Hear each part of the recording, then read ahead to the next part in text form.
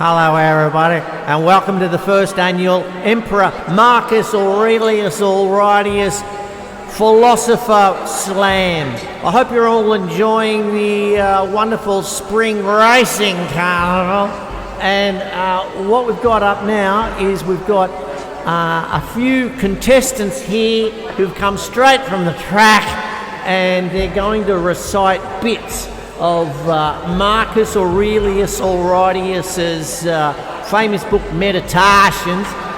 And up first is race caller, who's just come from the cup, Cockaleg Johnson. Give him a big hand. Meditations, Book 1, by Marcus Aurelius Allrightius. 1. Of my grandfather Verus, I have learned to be gentle and meek, and to refrain from all anger and passion. From the fame and memory of him that begot me, I have learnt both shamefastness and manlike behaviour. Of my mother, I have learned to be religious and bountiful, and to forbear not only to do but to intend any evil, to content myself with a spare diet, and to fly all such excess as is incidental to great wealth. Of my great-grandfather, both to frequent public schools and auditories, and to get me good and able teachers at home, and that I ought not to think much if upon such occasions I were at excessive charges. 2. Of him that brought me up not to be fondly addicted to either of the two great factions of the courses in the circus, called Prasini and Venetti, nor in the amphitheatre partially to favour any of the gladiators or fencers, as either the Pamulari or the Secators. Moreover, to endure labour, not to need many things when I have anything to do it myself rather than by others, not to meddle with many businesses, and not easily to admit of any slander. 3. Of bigus dicus, not to busy myself about vain things, and not easily to believe those things which are commonly spoken by such as take upon them to work wonders, and by sorcerers or prestigitators and impostors concerning the power of charms, and their driving out of demons or evil spirits and the like. Not to keep quails for the game, nor to be mad after such things, not to be offended with other men's liberty of speech, and to apply myself unto philosophy. Him also I must thank, that ever I heard first Bacchius, then Tandasus, and then again Bigus Dicus, that I did write dialogues in my youth, and that I took liking to the philosophers' little couch and skins, and such other things, which by the Grecian discipline are proper to those who profess philosophy. 4. To Rusticiticitus, I am beholding that I first entered into the conceit that my life wanted some redress and cure, and then that I did not fall into the ambition of ordinary sophists, either to write tracts concerning the common theorems, or to exhort men unto virtue and the study of philosophy by public orations, as also that I never by way of ostentation did affect to show myself an active, able man for any kind of bodily exercises, and that I gave over the study of the rhetoric and poetry and of elegant, neat language, that I did not use to walk about the house in my long robe, nor do any such things. Moreover, I learned of him to write letters without any affectation or curiosity, such as that was which by him was written to my mother from Sinuessa, and to be easy and ready to be reconciled and well pleased again with them that had offended me, as soon as any of them would be content to seek unto me again, to read with diligence, not to rest satisfied with a light and superficial knowledge, nor quickly to assent to things commonly spoken of, whom also I must thank that ever I lighted upon Bigus Dicus and his wife Intercontinentia Buttocks, or moral commentaries and common factions, which also he gave me of his own. 5. From Apollo, true liberty and unvariable steadfastness, and not to regard anything at all, though never so little, but right and reason, and always, whether in the sharpest pains or after the loss of a child or in long diseases, to be still the same man, who was a present and visible example unto me, that it was possible for the same man to be both vehement and remiss a man not subject to be vexed and offended with the incapacity of his scholars and auditors in his lectures and expositions, and a true pattern of a man who of all his good gifts and faculties least esteemed in himself, that his excellent skill and ability to teach and persuade others the common theorems and maxims of the Stoic philosophy. Of him also I learned how to receive favours and kindnesses, as commonly they are accounted, from friends, so that I might not become obnoxious unto them, for them, nor more yielding upon occasion, that in right I ought, and yet so that I should not pass them neither, as an unsensible and unthankful man. 6. Of sexy Timus, mildness and the pattern of a family governed with paternal affection and a purpose to live according to nature, to be grave without affectation, to observe carefully the several dispositions of my friends, not to be offended with idiots, nor unseasonably to set upon those that are carried with the vulgar opinions, with the theorems and tenets of philosophers, his conversation being an example how a man might accommodate himself to all men and companies, so that though his company were sweeter and more pleasing than any flatterer's cogging and fawning, yes, was it at the same time most respected and reverenced, who also had a proper happiness and faculty rationally and methodically to find out and set in order all necessary determinations and instructions for a man's life, a man without ever the least appearance of anger or any other passion, able at the same time the most exactly to observe the Stoic apatheia or unpassionateness,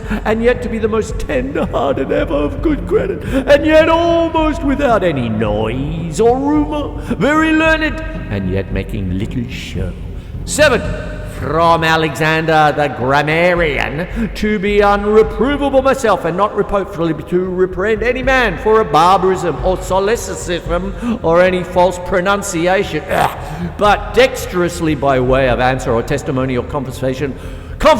I should say, of the same matter, talking no notice of the word, to utter it as it should have been spoken, or by some other such close and indirect admonition, handsomely and civilly to tell him of it. 8. Of Frodo, to hold much envy and fraud and hypocrisy the state of a tyrannous king is subject unto, and how they who are commonly called that is, nobly born, are in some sort of incapable or void of natural affectation. Thank you. No worries, Cockaleg. Okay, everyone, we'll be back after the break. And we'll continue on with our first annual Emperor Marcus Aurelius Allrightius Philosophy Slam. Okay, everybody, we're back from the break, and straight from the track, here's Robbo. His quaddie didn't come in, so he's shit out of luck there, but let's hope he does a bit better here. Give him a big hand.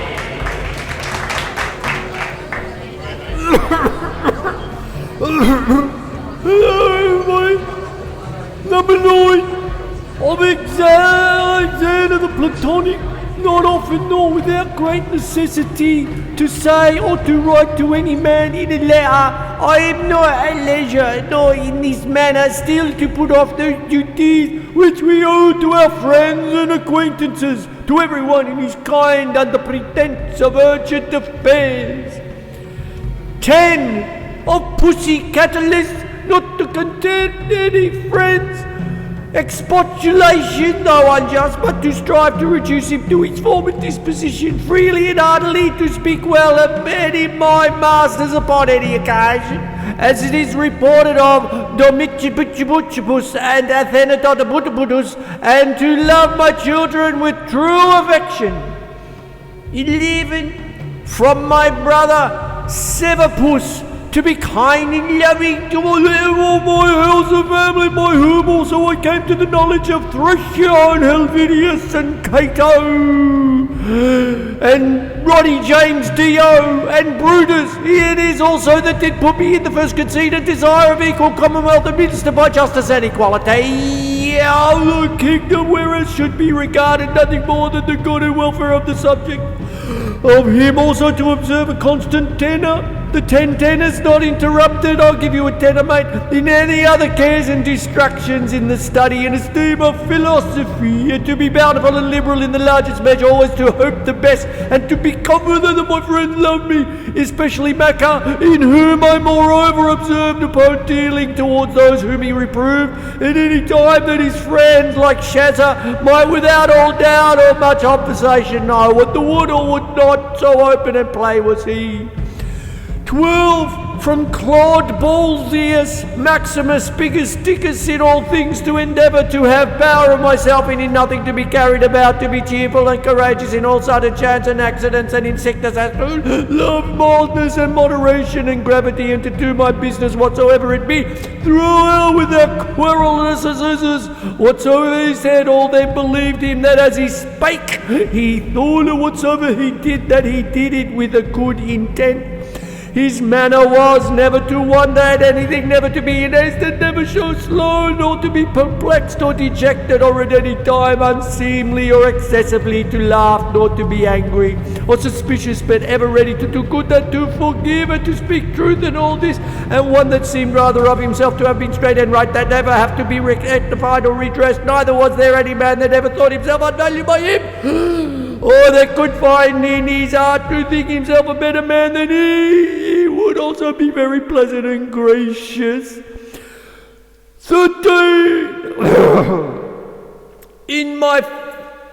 father I observed his meekness, his constancy, though wavering without in those things which after a due examination and deliberation he had determined, how free from all vanity he carried himself in matter of honour and dignity, as they are esteemed, his laboriousness and assiduity, his readiness to hear any man that had aught to say tending to any common good, how generally and impartially he would give every man his due, his skill and knowledge, when rigour and extremity, or when remissness or moderation was in season, how he did abstain from all unchaste love of youths, his moderate and condescending to other men's occasion, as an ordinary man, neither absolutely requiring of his friends that they should wait upon him at his ordinary meals, nor that they should of necessity accompany him in his journey, and that whensoever any business upon some necessary occasions was to be put off and omitted before it could be ended, he was ever found when he went about it again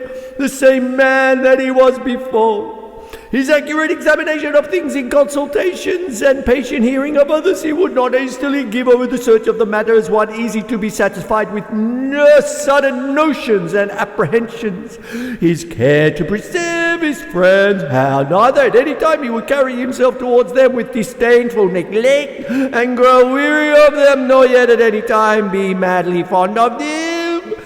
His contented mind in all things, his cheerful countenance, his care to foresee things afar off, and to take order for the least without any noise or clamour. Moreover, how all acclamations and flattery were repressed from him. How carefully he observed all things necessary to the government, and kept an account of the common expenses, and how patiently he did abide that he was reprehended by some for this his strict and rigid kind of dealing. How he was neither a superstitious worshipper of the gods or the track, nor an ambitious pleaser of men, or studious or popular applause, but not always sober in all things, and everywhere observant of that which was fitting, no affecter of novelties in those things which conduced to his ease and convenience. Plenty wherefore his fortune did afford him without pride and bragging, yet with all freedom and liberty, so that as he did freely enjoy them without any anxiety or affectation when they were present, so when absent he found no want of them. Moreover, that he was never commended by any man as either a learned acute man, or an obsequious officious man, or a fine orator, but as a ripe mature man, a perfect sound man, one that could not endure to be flattened, able to govern both himself and others. Moreover, how much he did honour all true philosophers, without upbraiding those that were not so, his sociableness, his graciousness, and delightful conversation, but never unto satiety, his care of his body within bounds and measure, not as one that desired to live long, your mind over studious or neatness and elegantly, and yet not as one that did not regard it so that through his own care and providence he seldom needed any inward physic or outward applications, but especially how ingeniously he would yield to any that had any peculiar faculty, as either eloquence or the knowledge of the laws of the ancient customs or the like, and how he concurred with him in his best care and endeavour that every one of them might in his kind for that wherein the excelled be regarded and esteemed, and although did all things carefully after the ancient customs of his forefathers, yet even of this he was not desirous that man should take notice that he did imitate ancient customs. Again, how he was not easily moved and tossed up and down, but loved to be constant, both in the same places and businesses, and how after his great fits of headache he would return fresh and vigorous to his wonted affairs. Again, that secrets he neither had many nor often, and such only as concern pub matters, his discretion and moderation in exhibiting of the pub sights and shows to the pleasure and the front bar pastime of the people in the public building, congeries and the like, in all these things having a respect unto men only as men, and to the equity of the things themselves, and not unto the glory that might follow, never want to use the baths at unseasonable hours, no builder never curious or solicitous either about his or about the workmanship or colour of his clothes, or about anything that belonged to the external beauty. In all his conversation, far from all inhumanity or boldness and incivility or greediness and impetuosity, never doing anything with such earnestness and intention that a man could say of him that he did sweat about it, but contrariwise, all things established leisure, without trouble, orderly, soundly, and agreeable, a man might have applied to him, which is recorded of Socrates, that he knew how to want and to enjoy those things in the want whereof most men show themselves weak, and in the fruition intemperate, but to hold out firm and constant, and to keep within the compass of true moderation and sobriety in either estate, is proper to a man who hath a perfect and invincible soul, such as he showed himself in the sickness of Bigus Dicus Maximus. Whoa, Robbo, what a performance, mate. Oh, we'll be back after the break, and we've got a bit of a lovely laddie doing our third part of the first annual Emperor Marcus Aurelius Allrightius Philosophy Slam. Okay, back from the break, and last but not least, we've got Kylie McGillicuddy, straight from the fashion tent of the track. She came 4th place, but I must say, Kylie, your hat nada and fascinator, it's a wonder nada. Everyone give Kylie a big round of applause. Thank you very much. I'd like to just say thank you to my mum down there, Noreen, and the 2 mates, Shaz and Daz. Oh, we had a good day today, didn't we? Oh, I better get a wriggle on them. Okay, here we go. All right, thanks for listening. Here, right. 14. From the gods I received that I had good grandfathers and parents, that means you, Mum. A good sister, she could be a bitch sometimes. Good masters, good domestics, loving kinsmen, almost all that I have. That I've never through haste and rashness transgressed any of them. Notwithstanding that my disposition was such as that such a thing, if occasion had been, might very well have been committed by mine, but that it was the mercy of the gods to prevent such a concurring of matters and occasions as might make me to incur this blame, that I was not long brought up by the concubine of my father, that's not you, Mum, that I preserved the flower of my youth in Robbo's panel van, that I took not upon me to be a man before my time, but rather put it off longer than I needed, that I lived under the government of my Lord and Father, who would take away from me all pride and vainglory and reduce me to that conceit and opinion that was not impossible for a princess to live in the court without a troop of guards, and follows extraordinary apparel from the house of Target, such and such torches and statues, and other like particulars of state and magnificence, but that man may reduce and contract himself almost the state of a private man, and yet for all that not to become the more base and remiss in those public matters and affairs, wherein power and authority is requisite, that I have had such a brother who by his own example might stir me up to think of myself and by his respect and love delight and please me, that I have got ingenuous children, and they were not born distorted, nor with any other natural deformity, that I was no great proficient in the study of rhetoric and poetry, and of other faculty, which perchance I might have dwelled upon if I had found myself to go on in them with success, that I did at times prefer those by whom I was brought up to such places and dignities which they seemed unto me most to desire, and that I did not put them off with the hope and expectation that, since that they were yet but young, I would the same hereafter, that I ever knew Kenny Apollonosius and Rudy Rusticus and Maxi Maximus, he was good, that I have occasion often have effectively considered and mediate with myself concerning that life which is according to nature, what the nature and manner of this is, so that as for the gods and such as self to help and inspirations as might be expected from them, nothing to hinder, but that I might have begun long before to live according to nature,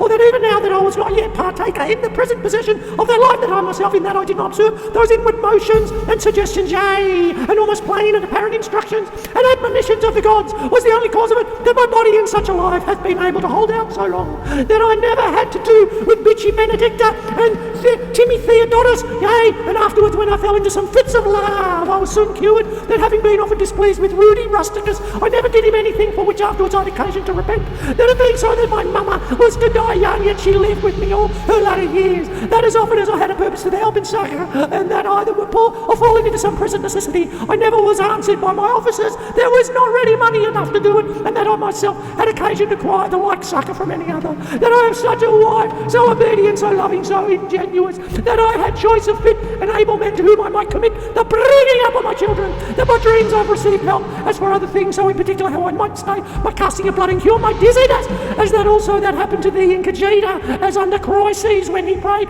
that the seashore, when I did thrust upon myself to philosophy, that I did not fall into the hands of some sophists, or spent my time either in reading the manifold volumes of ordinary philosophers, nor in practising myself in the solution of arguments and fallacies, nor dwell upon the study of the medias and other natural curiosities. All these things without the assistance of the gods and fortune could not have been. 15 in the country of the Quaddy at Granua. These 50 times in the morn say to myself that I shall have to do with an idle curious man, with an unthankful man, a railer crafty false or an envious man, an unsociable uncharitable man. All these ill qualities have happened unto them through ignorance of that which is truly good and truly bad, but that I understand the nature of that which is good, that is only to be desired, and that which is bad, that is only truly odious and shameful, who know moreover that this transgressor whosoever be is my kinsman, not by the same blood and seed, but by participation of the same reason of the same divine particle. How can I either be hurt by any of those, since it is not in their power to make me incur anything that is truly reproachful, or angry or ill-affected towards him, who by nature is so mean unto me? For we are born to be fellow workers, as the feet, the hands, the eyelids, and the brows, and the upper and the under teeth, teeth. For such, therefore, to be in opposition is against nature. And what is it to chafe at and to be averse from? To be in opposition! 16. Whatever so I am, is either flesh or life, or that which we are commonly called the mistress, an overruling part of man reason. Away with thy book, suffer not thy mind any more to be distracted, and carried to and fro, for it will not be, but is even now ready to die. Think little of thy flesh, blood, bones, and skin. A pretty piece of neat and twisted work from the house of Tarjay, consisting of nerves, veins, and arteries. Think no more of it than so. And as for thy life, consider what it is. A wind, not one constant wind, neither but every moment of an hour let out, and sucked in again. The third is thy ruling part, and here consider thou art an old man. Suffer not that excellent part to be brought in subjection, and to become slavish. Suffer it not to be drawn up and down with unreasonable and unsociable lusts and motions, as it were, with wires and nerves. Suffer it not any more either to repine at anything now present, or to fear and fly anything to come which the destiny hath appointed thee. 17. Whatsoever proceeds from the gods immediately that any man will grant totally depends from their divine providence. As for those things that are commonly said to happen by fortune, even though it must be conceived to have dependence from nature or from that first and general connection, and that concatenation of all those things which more apparently by the divine providence are administered and brought to pass, all things flow from thence, and whatsoever it is that is both necessary and conducting to the whole, part of which thou art, and whatsoever it is that is requisite and necessary for the preservation of the general must of necessary for every particular nature be good and be hopeful. And as for the whole, it is preserved as by the perpetual mutation and conversion of the simple elements one into another, so also by the mutation and alteration of things mixed and compounded. Let these things suffice thee. Let them be always unto thee as thy general rule and precepts, as for thy first part to put away with it with all speed, that no die not murmuring and complaining, but truly meek and well satisfied, and from thy heart thankful unto the gods. Thank you.